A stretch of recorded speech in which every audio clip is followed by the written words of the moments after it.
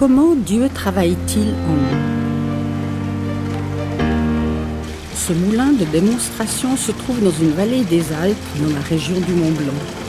Il peut nous aider à comprendre comment Dieu travaille en nous et avec nous. Un moulin ne tourne pas pour le fun, comme ici pour les touristes de passage. C'est un instrument de travail utilisé depuis la nuit des temps pour moudre des céréales, pour alimenter des pompes ou pour actionner des machines. Ainsi en est-il des hommes et des femmes sur cette terre. Dieu les a créés pour faire du bien aux autres, les aider, les consoler. Même un humoriste qui fait rire un malheureux peut faire du bien à son prochain.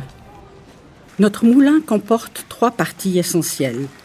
Le canal d'arrivée d'eau, la roue à aube et le système de transmission pour faire tourner les machines. En spiritualité, l'eau transportée par le canal d'amener, c'est l'énergie qui vient de Dieu. C'est l'action du Saint-Esprit. Cette énergie fait tourner une roue à aube. Dans le domaine de la spiritualité, cette roue, ce sont les mécanismes de captation que Dieu a mis en nous. Tous les humains sont capables de se concentrer dans la prière, de suivre des rituels religieux, d'interpréter des rêves, de faire confiance à une instance supérieure invisible. Ce sont des mécanismes religieux communs à tous les hommes. La phase suivante, c'est l'arbre de transmission qui va actionner les machines de production, comme la meule qui écrase le blé, la pompe pour irriguer un champ ou des machines comme celle de la scierie.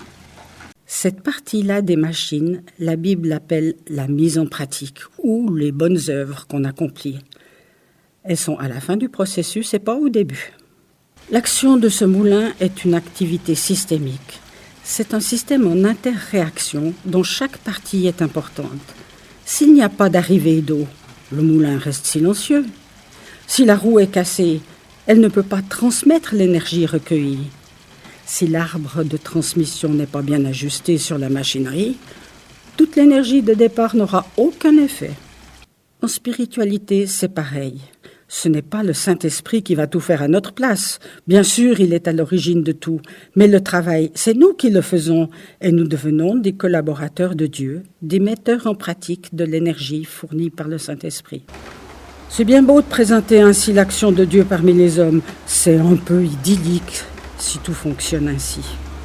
Hélas, ce n'est pas toujours le cas. Pourquoi?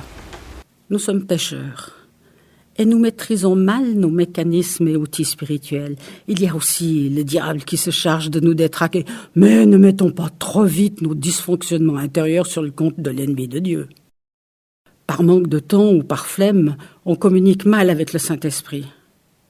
Nous avons de la peine à positionner notre roue à aube intérieure face à l'amenée d'eau.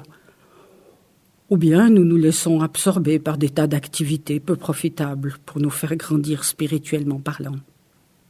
Mais là où ça pose souvent le plus gros problème, c'est la mise en pratique. Et Dieu, pour évaluer notre engagement spirituel, regarde à la pratique, et non pas à l'activité de la roue à aube intérieure. C'est comme si le meunier se réjouissait que sa roue tourne à plein rendement sans se rendre compte qu'il a oublié de brancher son arbre de transmission qui lui permet de moudre le grain. Par exemple, lorsque vous participez à un concert de louanges et que l'ambiance est au maximum, on parle parfois d'onction du Saint-Esprit. C'est comme si le canal d'amener d'eau débordait. Pourquoi pas? Mais si ce que vous vivez émotionnellement parlant pendant ce concert ne vous amène pas dans la pratique, c'est raté. Idem pour celui qui adore lire des commentaires bibliques bien construits du point de vue théologique et qui oublie de mettre en pratique ce qu'il comprend avec son intelligence. C'est encore raté. La roue, c'est aussi une image de la méditation. On prend un texte biblique, on le fait tourner en nous, peu importe la vitesse. Ça peut prendre pour un seul texte des heures ou des jours.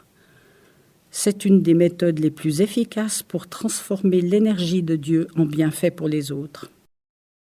Reste la question fondamentale. Comment vérifier que nous sommes vraiment alimentés par le Saint-Esprit?